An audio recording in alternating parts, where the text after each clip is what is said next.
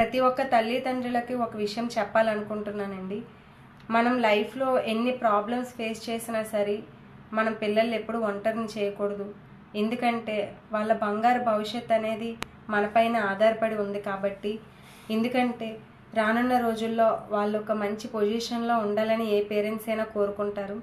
So అలాగే మనకి ఎన్ని ప్రాబ్లమ్స్ వచ్చినా సరే మన లైఫ్ అనేది వాళ్ళ కోసమే సాక్రిఫైస్ చేస్తే వాళ్ళకు ఒక మంచి లైఫ్ని ఇచ్చే వాళ్ళ పేరెంట్స్ని అవుతాము మనం.